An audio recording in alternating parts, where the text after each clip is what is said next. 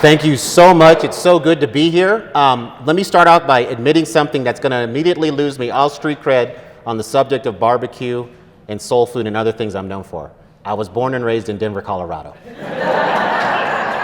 All right, let me win you back. My parents are from the South. My mom's from Chattanooga, Tennessee. My dad's from Helena, Arkansas. So these are the food traditions that I grew up eating. And so it's been a lot of fun to write about barbecue. So what I'm gonna do is I have a PowerPoint slide presentation, and I'm just gonna kind of go through my journey, how I came to write this book and other books. And then we're just gonna kind of go through the stories that I tell in my book. So this is not a boring PowerPoint. I'm gonna tell you stories and we're gonna have a good time, and then we'll get to the food and brother luck. I know that's really why y'all are here, but I'm glad you came out. All right, so this is a picture of me in one of my favorite barbecue joints in Denver, which is now closed. It was called Boney's Smokehouse. If you know about Boney's, yeah, it was downtown. It was just such a great place. And because of Boney's, I'm gonna start with the opening anecdote from my book, because it happened at Boney's. All right, so here's how my book starts. Dude, you smell like bacon. I mean, like really bad.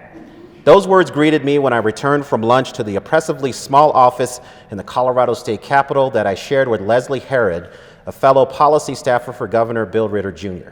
Herod's rebuke dry rubbed me the wrong way for several reasons. First, she was horribly imprecise. My perfumed state wasn't caused by bacon. It was from the barbecue meal that I had recently consumed at Boney's Smokehouse, known simply as Boney's, a black-owned barbecue restaurant in downtown Denver. Second, I figured that particular smell should be welcome in most social situations. Why call me out so vociferously? Third, I had to admit that she had a point. Unbeknown to Leslie, within precisely 3 hours from her olfactory observation, I desperately needed to smell clean. Why? I had a blind date with Barbara.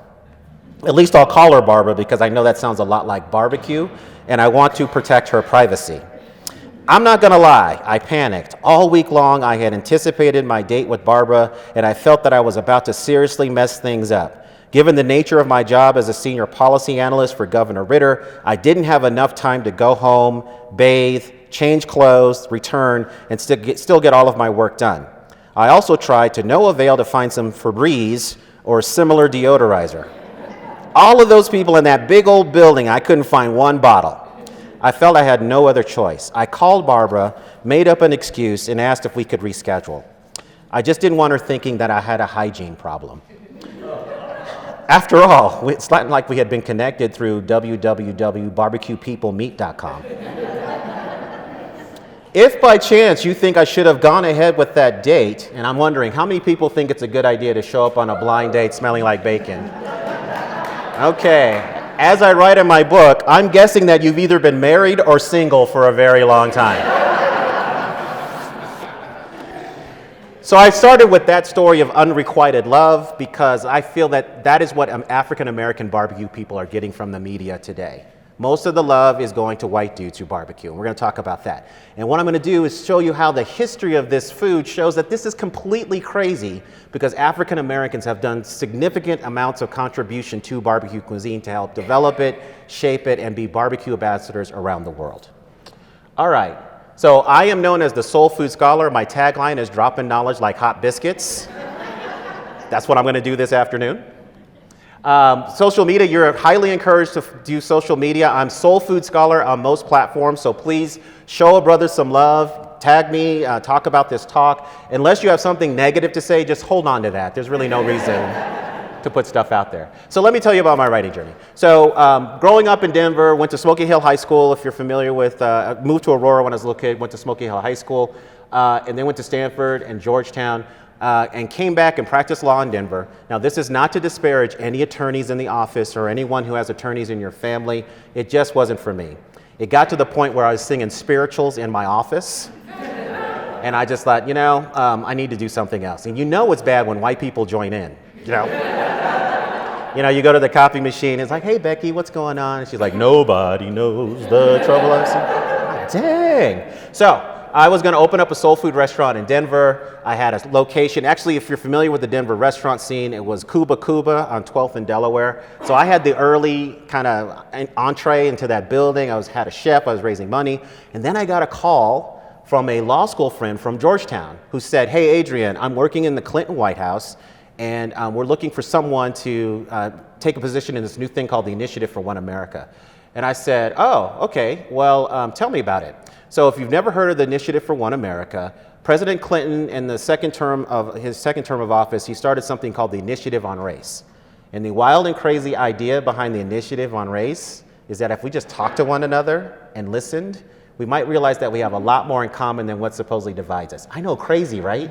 So that went on for a couple of years, and the people that ran that said, you know what, Mr. President, you need to have an ongoing office in the White House and to deal with ongoing issues of racial reconciliation, religious and ethnic reconciliation. So that became the President's Initiative for One America. So my friend was working on that, and I'm sitting in my law office in Denver, and she's hoping that I can recruit some friends back in DC for this. So after she told me about this position, I did the same thing that Dick Cheney did when George W. Bush asked him to find a vice president. I was the head of the search committee. Mine was the only name that went on the list. So moved to Washington, D.C. I had a great time, except, just did a lot of phenomenal work. My only quibble is this. Let me ask this. Has anybody here ever met President Clinton? Okay. Tell me about the experience. Tell us about the experience. Oh, no, right here. Yeah. Well, I met him at a conference in Washington, D.C.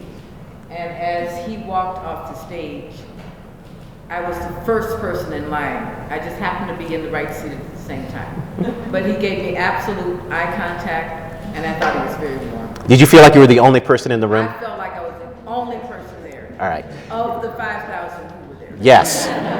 So this is it's almost like I planned to do. This is perfect. Most people, when they meet President Clinton, oh, he made me feel like I'm the most important person in the room, the only person in the room. I worked for him for a year and a half. I never got that. Every time I talk to him, and I'm briefing him, and like, Mr. President, I get a blank look, kind of like the one you're giving me right now.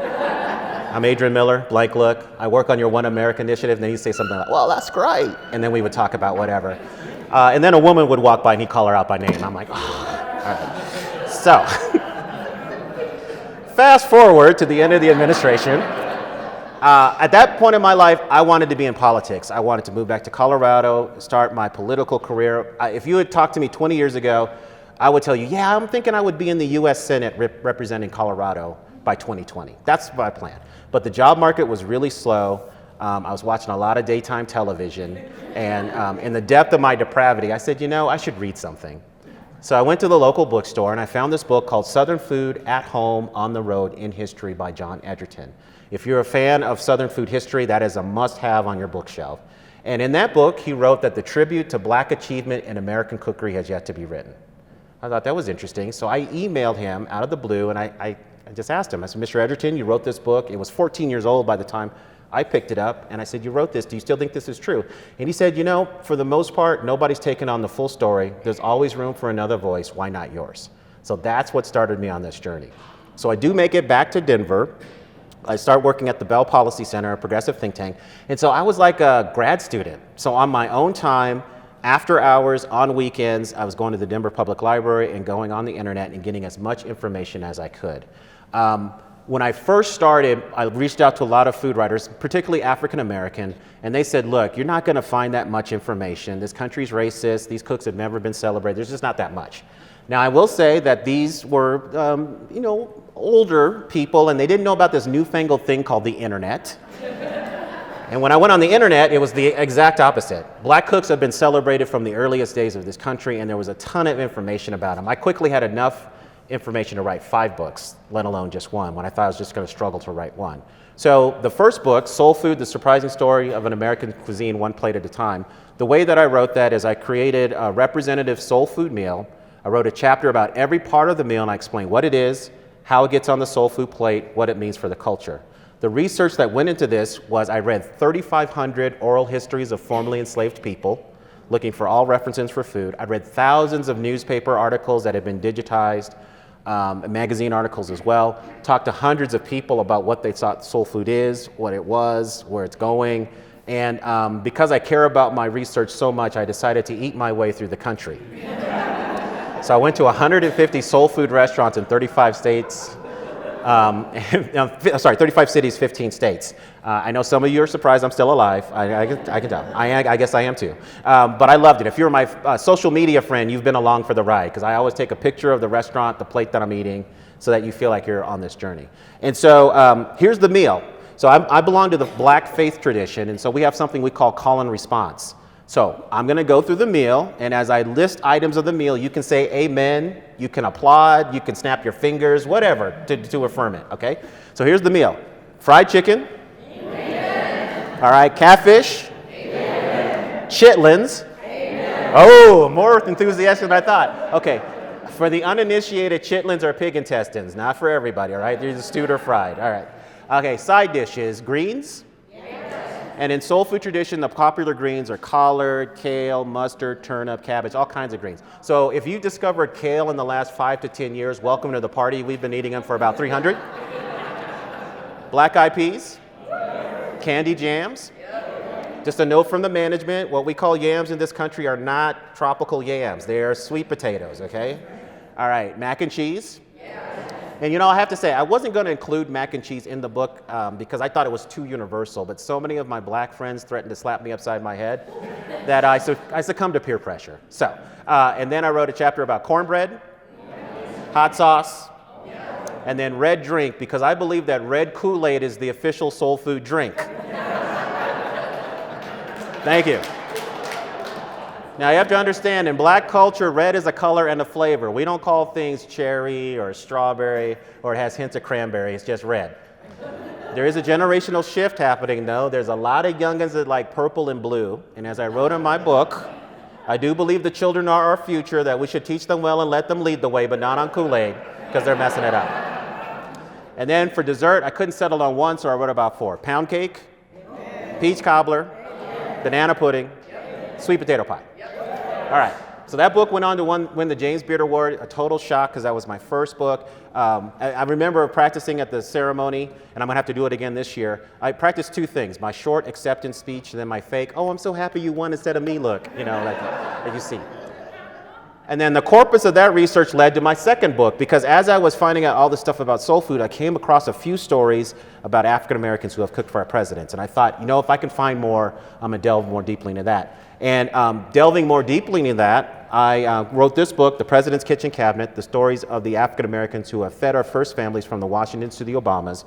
And I identified in my own research 150 African Americans who have cooked for our presidents. Every single president, from George Washington to President Biden, has had an African American cooking for them in some capacity, either in the White House kitchen when they would travel on Air Force One or the presidential yacht, the presidential train, all of these places. So that book was nominated for an NAACP Image Award, and even though I did not win, I got closer to a lifelong goal.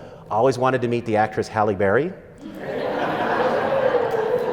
And yeah, right. And she was one of the presenters that year.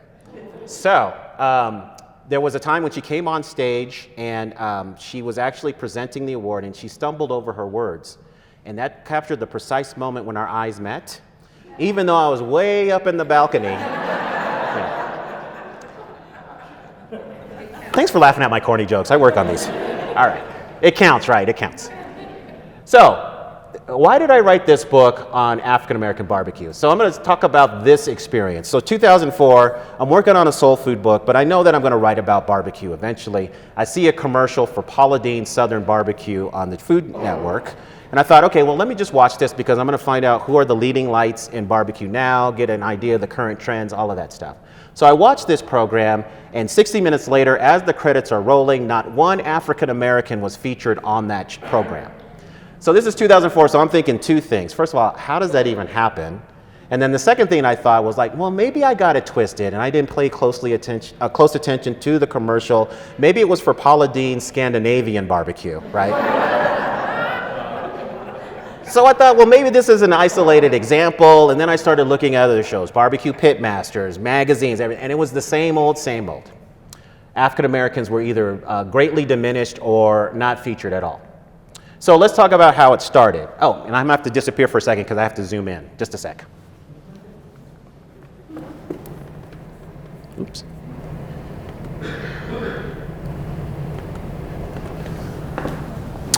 All right. This is what barbecue was for almost 3 centuries. And this is a magazine article from Harper's Monthly, and this was in October of 1895. There was something called the Atlanta Exposition. It was widely attended and written about, and this was called the Georgia Barbecue Stand. So this was part of the exposition. So barbecue was this. It was digging a trench, a couple of feet deep, a few feet wide, chopping down wood, burning those into hardwood burning coals, and then you would get animals, and it wasn't always pigs. It could be any animal, so it could be cows, sheep, goats, pigs. Typically what they would do is, if they were cows, they'd have to quarter them because they're so big, but usually any animal smaller than that, they would kill it, skin it, and then butterfly the carcass, and then stick poles through the side. And then it was the job of some people to flip these periodically just to have even cooking. And then you had somebody else that was maintaining what was called a feeder fire. So over here was another fire, and this guy's job is to monitor the pit and look for cold spots and then fill in hot coals over there, all right? So this is what barbecue was as terms of in the United States. So let's just go kind of around the clock here, counterclockwise. So here you have a group of white spectators just beholding this whole sight. Up here, it's kind of cut off a little bit, but you've got 2 African-American men who are practicing instruments, and I'll explain that in a second. And at the very top, do I have any folks from Georgia here? Nobody from Georgia? Okay. This guy is making something called Brunswick stew. It's a descendant of a hunter stew, so it was a chicken and vegetable stew. Very popular barbecue side in Georgia. And then we have this white dude in a top hat who's just kind of pointing at things, right? We don't know if he has barbecue expertise or not, but this is the guy that gets all of the credit. So, it's interesting because barbecue history is highly African American. I mean, when you see newspaper articles and things that I'm going to show you in a bit, when they talk about people cooking this type of food, it was usually African Americans. Towards the end of the 1800s, you start to see more white men get into barbecue, and they start to get credit for the barbecue even though they have an all-black labor force. Okay? Now let's go to the next slide. Whoops. All right.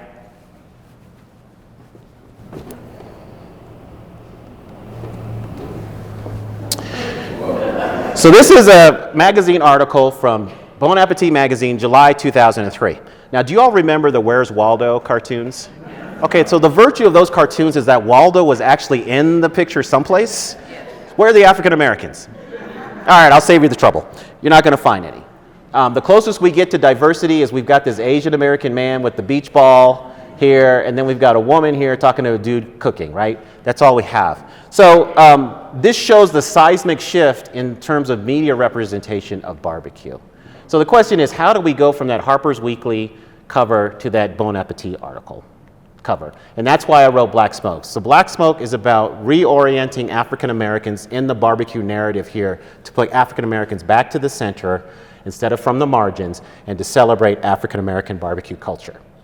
All right, so it was very important to me to look at the early roots of barbecue. So the first barbecue that we hear about, at least in the languages outside of the indigenous languages here, is when Columbus and crew show up in the Caribbean in the late 1400s. They see this type of cooking. A platform of raised sticks with small animals and fish and vegetables over a very slow fire. This is the fire was even lower intensity than this. Sometimes this cooking can take a couple of days because early barbecue was really about preservation, not immediate consumption.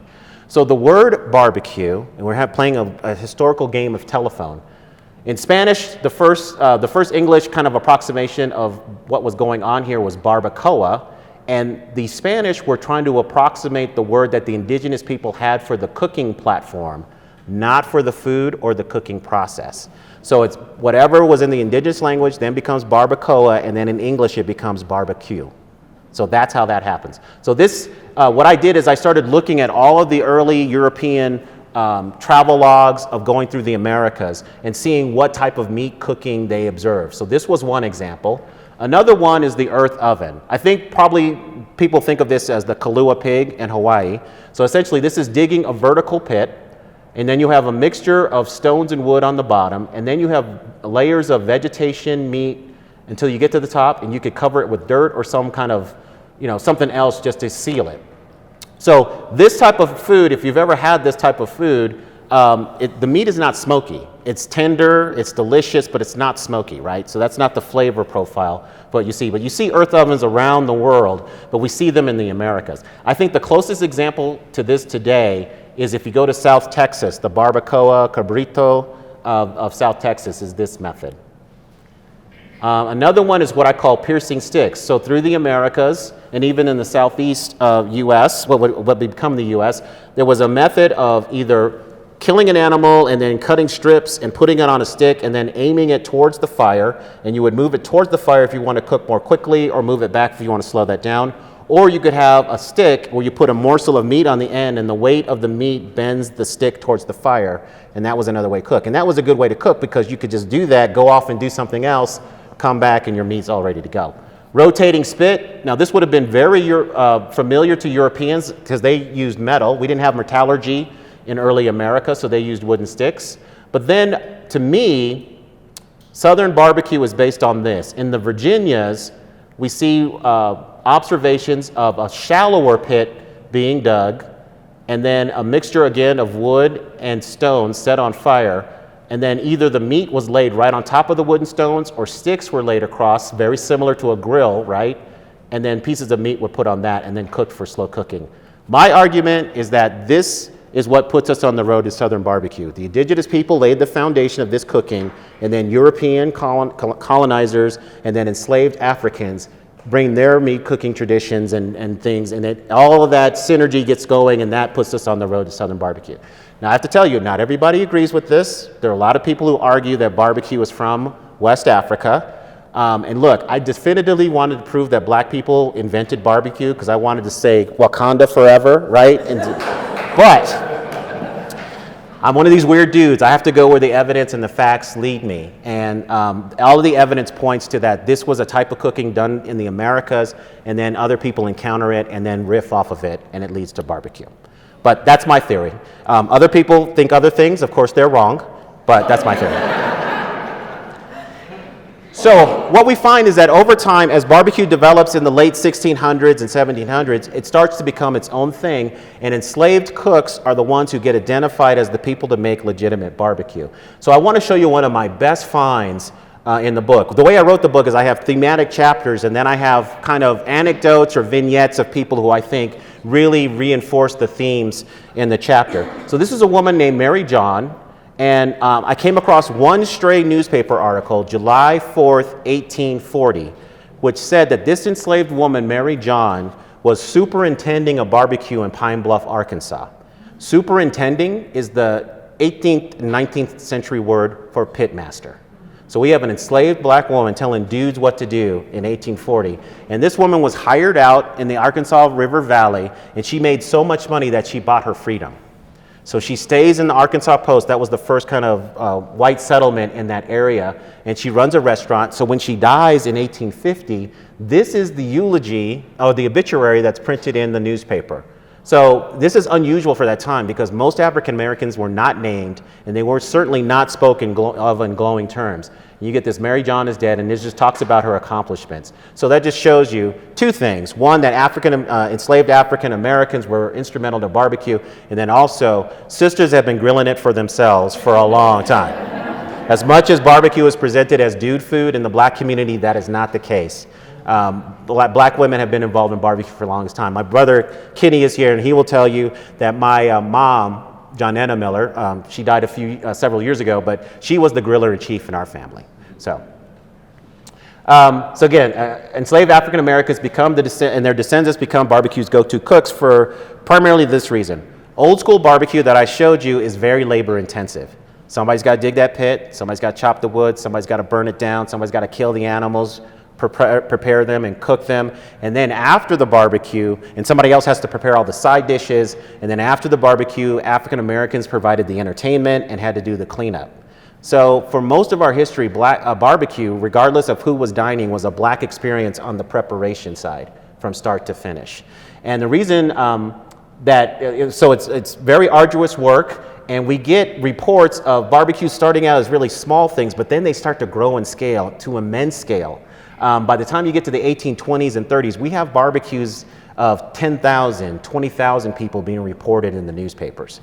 Now there's a reason why you don't see fried chicken dinners for 10,000 at that time, because that would be a logistical nightmare because of the way that chicken had to be made. But a barbecue you can do, because all you had to do is have enough land, enough animals, and enough wood, and enough labor. And the racial dynamic of our country is if you're going to have a lot of people do a lot of free work, you made African Americans do it. So it was not even a notion that anybody but African Americans would be cooking barbecue for much of our history. So then I do chapters based on themes. For those of you who are familiar with Denver, you will recognize this guy, Daddy Bruce Randolph Sr., a longtime barbecue guy in Denver. And so this theme was essentially to show kind of the earliest expressions of barbecue in enslaved culture, because on the plantations, usually on the larger plantations, usually the work schedule slowed by Saturday noon. And then enslaved people had the rest of the weekend off until Monday morning. So that was a lot of time when they would do gardening, hunting, fishing, and that allowed time to do barbecue, because as you know, barbecue takes a long period of time. And so we find that even with spiritual practice, it was common to have church of some type and then have a barbecue afterwards. And really, by the time you get to the early 19th century, there are two leaders that figured out barbecue was great at drawing a crowd: preachers and politicians. And I don't know what the correlation is between preaching the word of God and smoking meat, but you have a lot of pastors who are either barbecue experts or run a barbecue restaurant out of their church. Let me back up here. This is an ad from the 1920s, a newspaper in Montana, from the African Methodist Church in this community, and again, just cooking barbecue. This time a big cow, but this just shows you the connection. Now, I will admit, getting more immersed into barbecue has been distracting to my own spiritual life. When I read the Bible, anytime I see a reference to a burnt offering, my mind starts to wander. And then, the story about the burning bush, I wonder, did Moses smell hickory or oak? All right, let me stop blaspheming. All right. The next chapter is, during slavery, you get all of these African Americans who get this very measurable skill that's highly desired and highly marketable. And then after emancipation, they're freelancers.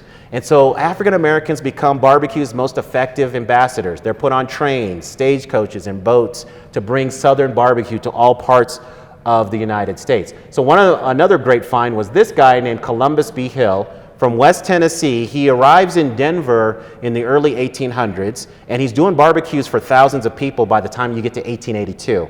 On July 4th, 1890, when the cornerstone ceremony happened for our state capitol, he did a barbecue for 25,000 people in front of the state capitol. Okay? And the newspapers covered it and wrote drawings of it and everything.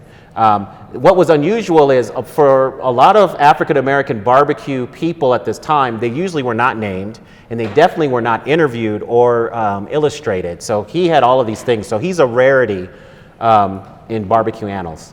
I want to tell you about the Great BBQ Riot of 1898. So even back then, the future of the stock show was uncertain. And the Denver Stock Growers Association wanted to have a big party, basically to wow all of the people who are the moneyed people who are participating in the stock show and keep it in Denver. And so they intended a VIP party for just 5,000 people. 30,000 people showed up because word got out around town, especially in Waldo, which was the seedy part of Denver. And so you have this barbecue riot. So first, before we get to the riot, the violence, let's talk about the menu. Look at this: beef, buffalo, possum, bear, mutton, elk, antelope, Rocky Mountain sheep. If you don't see what you want, you can get it. So that just gives you an idea of all the meat that they were cooking. So Columbus B. Hill and his assistants, they're doing their thing. All of a sudden, this throng of 30,000 people show up. They don't know what to do. And so somebody got the bright idea that they should give out free beer from the local Zang brewery. So you know how this ends, right? People got rowdy. Supposedly the mayor of Denver and the governor of Colorado got on a grandstand to kind of chill people out. They started throwing food at them and they got chased off. And so a riot ensued, and so you can see this, right? This is the scene of the fight breaking out. But I love this because in the corner, this is from the Denver Post. So this was like the front page illustration. I love that this guy got his food and his coffee and he's just kind of serenely chilling. So this really hurt Columbus B. Hill's reputation, but he was able to come back a little bit. But this was one of the, and this was reported on across the country. There were newspaper clippings about this all over the place. But it was one of the great scenes, great events in Denver history. This is the aftermath, just showing the hint on, this is Columbus B. Hill. This is the organizers, that's the nightmares that they were having, so. Through my own research, I have found Columbus B. Hill's final resting place. It's this unmarked patch of grass here in Riverside Cemetery in Denver, which is known as the Pioneer Cemetery. So next August will be the 100th year of his death and funeral, and so I'm going to get him a headstone with this image, and I'm going to have a cemetery. Yeah. I mean, this brother needs a proper burial. So. And then after that, I talked about, okay, so when these freelancers, they're all traveling around the country working their own hours, but sometimes, you know, people want to settle down and have a brick and mortar business. So I talk about the early kind of barbecue entrepreneurs. One of the most famous is Henry Perry. He's acknowledged as the godfather of Kansas City barbecue. He's the guy that teaches Arthur Bryant, the Gates, and all of those guys how to cook. So he shows up, he's from West Tennessee as well, shows up in Kansas City in the early 1900s. At first he's a hotel porter, but then he starts selling barbecue out of a push cart in the alleys of Kansas City and develops a name for himself. He calls himself the king of barbecue, and he ends up opening a restaurant. But look at this variety. Possum, groundhog, coon, which is raccoon, beef, pork, and mutton. And Kansas City barbecue still shows those eclectic roots because it's a crossroads, it's an agricultural town, a lot of butchering happened there, so it's got a very eclectic menu. But Henry Perry was definitely one of the early kind of big men in barbecue. And then we have Ernestine Vandeval from a community called Nicodemus, Kansas. If you don't know about Nicodemus, it's one of the earliest black communities in the United States, of free African Americans in the United States. And so there was a group of people that left the South right after emancipation that went to the Middle West. They were called exodusters. And Nicodemus, Kansas is one of the places where they showed up. So she was from there. She moves to Pasadena, California, runs a soul food barbecue restaurant there. Walt Disney was one of her favorite customers. But she returns later in life to Nicodemus and runs this restaurant. She died several years ago. Her niece is now running this restaurant in Nicodemus. Nicodemus is pretty much a ghost town now. Most people have left or died. But on the weekends is when it livens up and the barbecue restaurant is open. So if you're ever passing through on a weekend, you can get a taste of Ernestine Vandeval's barbecue. And I show that again to show how women have been heavily involved in African American barbecue. But not everybody welcomed the barbecue purveyors. This is from the Chicago Defender, which was a highly influential African-American newspaper. And it was basically telling people, stop buying barbecue from these dudes selling it on the street because of all the health consequences that arose. So I just wanted you to know, not everybody welcomed all of these street vendors. And then I wrote a chapter on sauce because one of the big dividing lines about African American barbecue is the use of sauce. There's an emerging consensus that barbecue should be unsauced. I'm going to go out on a limb and say most African Americans will say, says who? Because I have been to so many restaurants where I'm served my barbecue, black-run restaurants, I'm served my barbecue, and it's just an ocean of sauce with little islands of meat poking through because the assumption is you know how to cook the meat. It's really the sauce that's your calling card. So this is Arthur Bryant, a famous Kansas City barbecue guy. He died in 1982. This appeared in the major newspaper in Kansas City. So he's at the pearly gates with St. Peter, and the only question St. Peter has is, did you bring the sauce? And this is an early barbecue sauce ad, and I show this because, first of all, you don't see a lot of ads for barbecue products before you get to the 1950s. So this is from the 1910s. It was in Georgia, and to show authenticity, it depicts an older African-American man cooking over the pit with the butterflied animals. I know it's kind of hard to see from a distance. So I just thought this treated an African-American with reverence. I'm really surprised that there was no equivalent to Aunt Jemima or Uncle Ben or Faustus in barbecue because of the strong African connection. Because a lot of white businesses, in order to show authenticity, would use depictions of African-American cooks for their products. That never happened with barbecue except for this, and I'm not sure why that didn't happen. Then I talk about competition barbecue. And in the Q&A, if you want to know how I became a barbecue judge, it's a funny story. Just for the sake of time, I'm not going to tell it here, but I could do it in the Q&A. But you know, you don't see a lot of African Americans on the competition circuit these days, and I think it's really because of money. I mean, if you're going to be on the competition circuit, first of all, you have to have a lifestyle where you can spend a lot of your time on the road, because for the typical contest, you got to get there by Thursday to set up. You're cooking on Friday, and then you enter the contest on Saturday, and then you're packing up, and so Sunday or Monday you're traveling. And in order to get the big money in barbecue, you have to enter a lot of contests. Now, the typical worker only has 2 weeks of vacation. So unless you have a very dedicated honey who wants to spend all of their time at barbecue contests, you know, there's only certain people that can do this. And then the entry fees, and as well as the amount of money you have to spend on meat and equipment. I mean, some of these rigs now are going for $10,000, $15,000 for the people that are really serious about barbecue.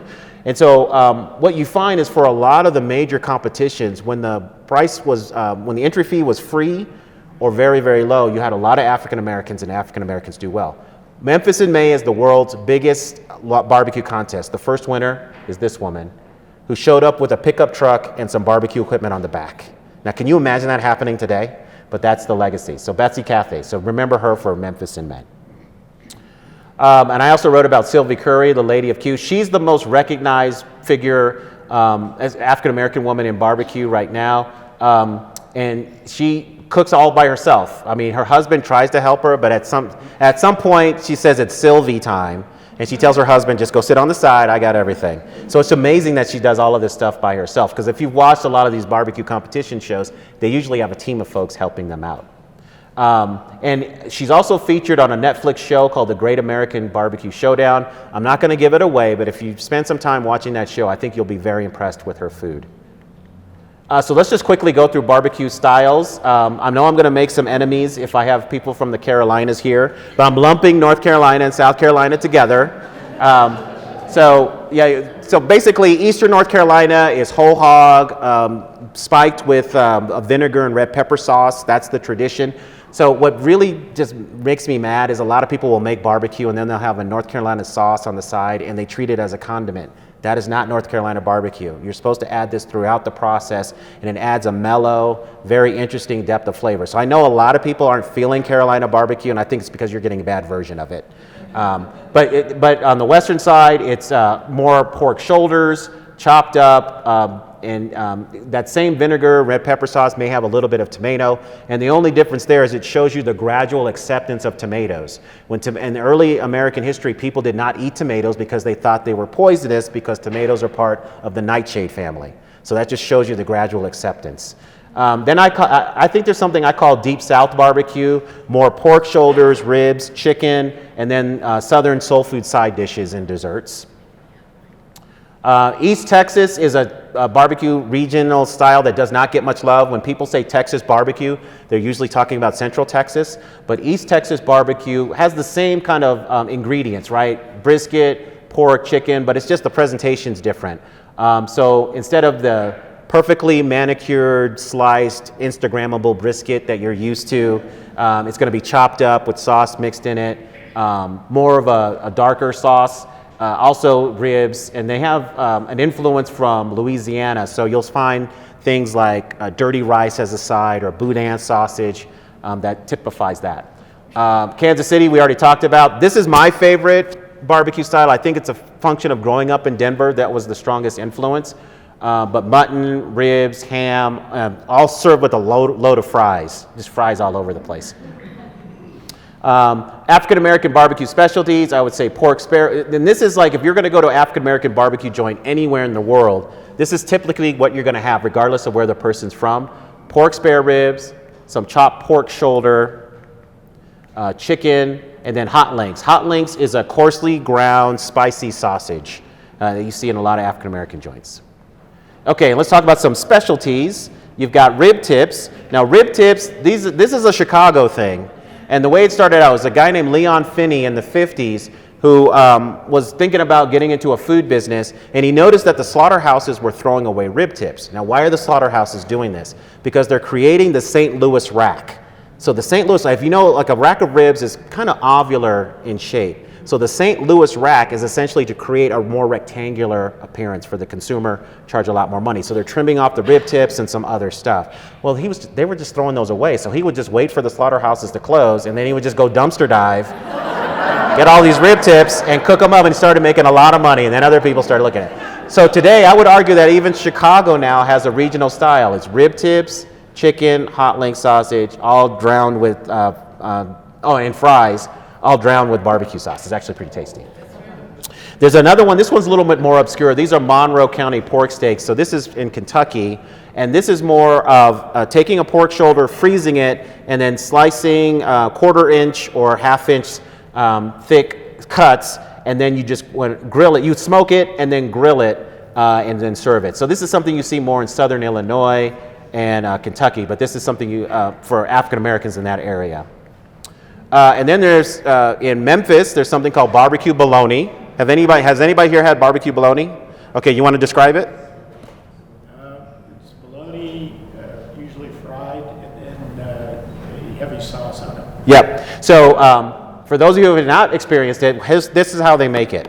They get those tubes of bologna. So this is not, the bologna that you went home after school and you put it in the skillet and it popped up and you slid it and it's not that, okay? You get the bologna, you get a tube of bologna, stab it, put it on the smoker, leave it there for 3 hours, take it off, and then when you order, they cut off a 1/4 inch, 1/2 inch, however thick you want it, and then they usually fry it or put it on the grill to get some char, get some texture on it, and then it's white bread, bologna, coleslaw, sauce, white bread. Awesome. And then there's, you like it? Okay, good. Some people call this Mississippi prime rib as well, all right? And then you got barbecue spaghetti. Has anybody here ever had barbecue spaghetti? Sir, would you describe barbecue spaghetti?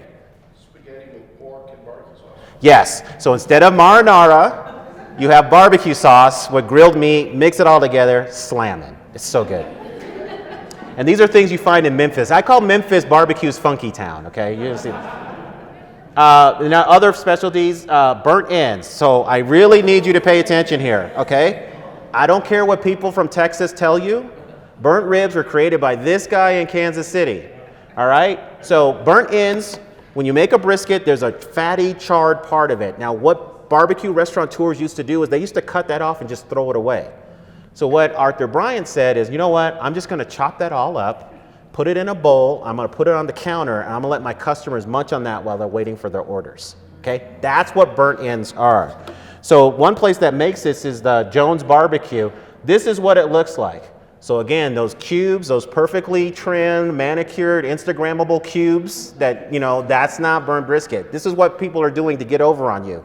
Because this is limited real estate when you're talking about that fatty, charred piece of the brisket. So what they're doing is they're actually just cutting brisket and selling that to you and charging you a ton of money and calling that burnt ends. So y'all are falling for the funk, but I just want to tell you, all right? This is what burnt ends look like. But the genie's out of the bottle, so I know I'm whistling in the wind, but I still want y'all to know. It's this guy that created it. Okay, so back to my thesis. BBQ Media.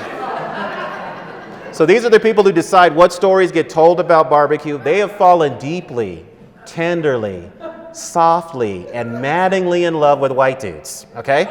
And it's really 4 kinds of white dudes, all right? So first of all, you've got like Tuffy Stone here. He's the barbecue competition guy. Very decorated, he's a very accomplished barbecue cook. And then you've got Myron Mixon. He represents the Bubba type, like the rural working class guy. And he's a hybrid because he's a very accomplished barbecuer as well. And then you've got Aaron Franklin, who is the hipster, right? Interesting hair, interesting tattoos, glasses, body piercings, maybe skinny jeans, but you don't find that a lot in barbecue, but And then you've got the fine dining chefs who are in barbecues in ways they never were before. Like 30 years ago, barbecue was looked at as working class food. You may have 1 or 2 grilled items on the menu, but it wasn't like barbecue chefs or chefs, fine dining chefs thought they had to earn their chops in barbecue. That is not the case now. Almost every barbecue chef I talk to, like, yeah, man, I gotta have a good barbecue dish. I call these guys the tokes who smoke, okay? So the question is, why does this happen? My argument is it because of foodies, and I'm one of them. I'm one of these dudes who takes pictures of my food. But essentially in the late 1980s and or early 1990s, you've got a group of consumers who've got a little bit of disposable income. They're intensely interested in food, and they get interested in barbecue. So they're asking two questions. What's barbecue, and where do I get the good stuff? And the media that caters to this group of people, rather than spreading the love and having a diverse representation of barbecue, they gravitated to white dudes. So that's why we get the transition from that Harper's Weekly barbecue article to the one in Bon Appetit. Because seriously, looking at media over that time, before the 1990s, it would have been weird not to include African Americans in any kind of barbecue story. That is not the case now. So there are consequences for this shift. We've had an emerging conventional wisdom on barbecue in terms of the aesthetic. It's moved away from an African American aesthetic to a white aesthetic in this way. First of all, barbecue is only low and slow. What does that mean? Cooking for a long period of time at a low temperature, usually between 200 to 225 degrees, and cooking over an indirect heat source. Now, if you remember that early depiction of barbecue I showed you, that was direct heat, right over. It was definitely a long period of time, but it could be hot and fast. There's a lot of ways to make barbecue, but now barbecue is supposed to be low and slow. Also, the use of lesser cuts of meat. Again, remember that photo I showed you. Barbecue for a long time was whole animal cooking. The shift to lesser cuts of meat happens around the turn of the 20th century when barbecue moves from a rural context to an urban context. You know, if you're in an alley or a restaurant in a place, it's kind of hard to cook whole animals, but it's a lot easier to cook different lesser cuts of meat, right? Like focus on the ribs or the shoulder. And then what else? For all you cooks out there, you know this. It's a lot easier to cook something when it's cut up into smaller pieces than when it's whole, as a fish, whatever it is, right? And so this is a shift in the skill set needed to make barbecue. Minimal seasoning, just salt and pepper, you know, that is a chef's sensibility about barbecue, and the idea is you should taste the meat and things like that. Most brothers and sisters I know are gonna put a rub on their barbecue, so it's not just that, but that's what's put out there. And the one that really burns me up is no sauce, right? Barbecue should have sauce. So I end by talking about barbecue's future, black barbecue's future. One guy to really pay attention to is a guy named Rodney Scott. He's from Charleston, South Carolina. Whole hog cooker, born in Hemingway, South Carolina, but now he has places in Charleston, South Carolina, Atlanta, Georgia, and Birmingham, Alabama.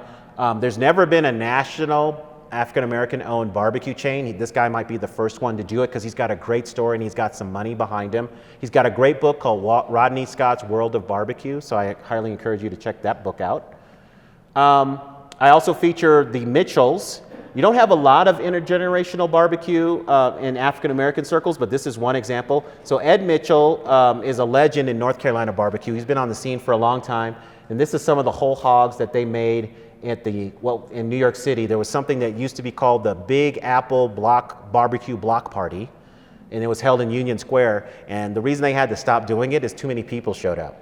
They were getting 60,000 people in Union Square, and it was just unmanageable, so they had to stop it. But he was always brought up to do whole hog barbecue. But what's cool is that his son, Ryan, who was in the corporate finance world and very reluctant to get into barbecue, is now working with him.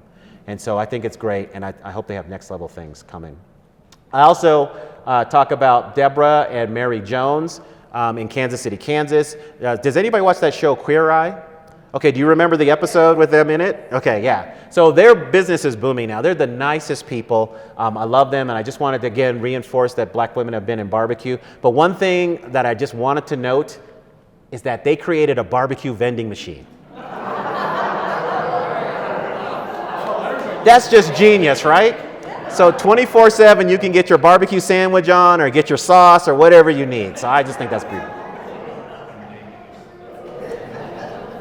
And then also just to talk about black excellence. So before I wrote my book, I'm just gathering all this information about barbecue.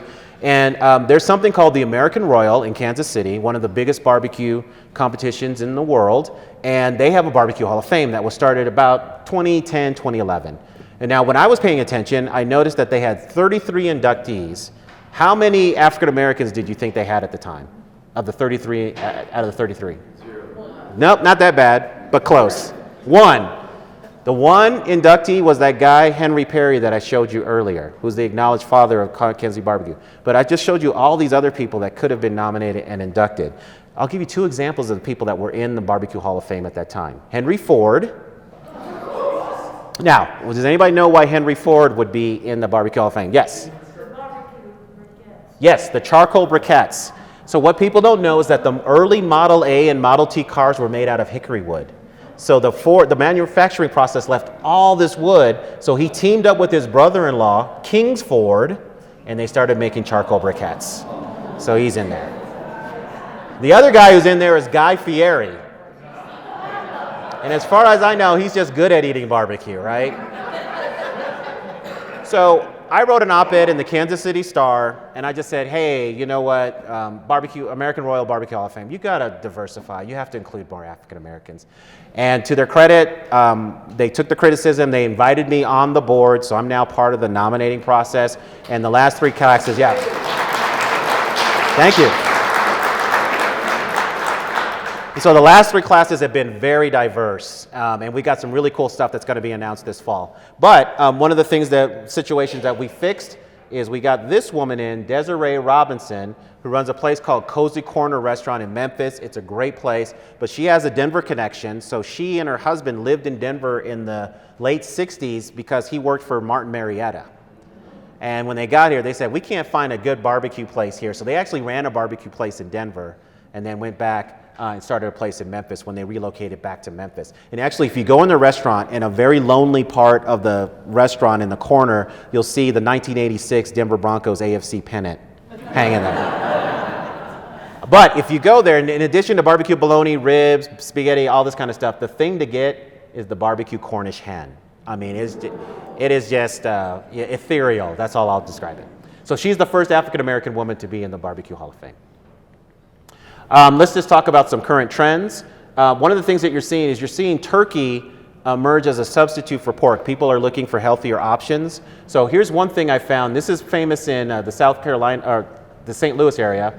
These are turkey ribs. So I know you're saying, like, Adrian, what are you talking about? Turkeys don't have ribs, right?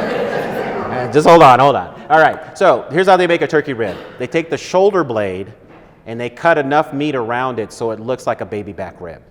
And so you're seeing this in a lot of places. And then in eastern North Carolina, instead of chopped pork, they're doing chopped turkey. And I'm telling you, except for a different color, you wouldn't know it was pork because it's chopped very finely and it's seasoned with the same vinegar and red pepper flake sauce. In Memphis, I saw pulled turkey sandwiches, and then in Chicago and other places, you're finding turkey hot links. So turkey is one thing that's showing up. Another trend is jackfruit. So one of the biggest trends right now in black barbecue is plant-based. Okay? Now, has anybody here ever had jackfruit? Yeah. Okay, why don't you tell us about jackfruit. What did you think? Did you like it? The texture isn't quite the same, but the flavor was surprisingly similar. Yeah. So here's how I got introduced to jackfruit barbecue. I was in Boulder, and I saw this Ghost Barbecue was the name of the restaurant, so I was like, okay, I'll just check it out. So I was about to order something else, and the guy who owned it said, hey, you should try our jackfruit. I was like, what are you talking about? And he's like, yeah, it's this fruit from Asia, but it tastes like pork. I'm like, whatever, man. He's like, no, just try it. And then I was like, I was still unconvinced. He could tell. He said, okay, look, there was a vegan convention here a couple months ago. Vegans came in, I told them about this, they ordered it, and several of them sent it back because they were saying it tasted like meat. I was like, all right, you got me. And I have to say, it was good. I liked it. So I think if you get it from somebody who knows what they're doing, it could have a similar texture and taste to pork. But you're seeing jackfruit, different roots, other things noticeably happening in barbecue. And look, if somebody can just figure out how to smoke vegetables and maintain, without having an acrid taste and hold the temperature and all that kind of, whoever can figure that out, that's gold. I mean, that's forever. But you're seeing this in a lot of black-run barbecue joints. There was a time when you saw jackfruit on a lot of menus here in Denver, but it was a regular menu item. And then I noticed in a lot of the barbecue joints it became a special. And I asked the barbecue restaurateurs, I said, well, why are you running it as a special? He's like, man, it doesn't move. I mean, we put it on the menu, but it doesn't move. So I'm like, all right. Because you still got pork. Yeah, because they still got pork, right? And look, I hate to gross you out, but the technology is here. So another trend is you're seeing lab-grown meat. So now they can grow it in a test tube and all these other conditions. The one thing they can't replicate right now is bone, but they can replicate the meat, the flesh. And then also 3D printing. So that's just putting a bunch of chemicals into a 3D printing machine and creating meat. So if customers accept this, this could have huge implications for animal welfare, the climate, all kinds of stuff. It's just a question of whether people will accept this or not. But the technology is here. So I'll end by saying I really started this book thinking that I was going to write an elegy for barbecue, that black barbecue was disappearing. But maybe the brick and mortar places are closing a lot faster than I would like, but I'm seeing a lot of energy, and I'm excited about African American barbecue's future. And as much as African Americans have done to shape this cuisine, I think they're helping to take it to new places. And mind you, my deal is this. I'm not saying only African Americans can cook barbecue. I'm just saying that it's a diverse table and we should all be represented. We should all be at the table and enjoy this great American food. Thank you.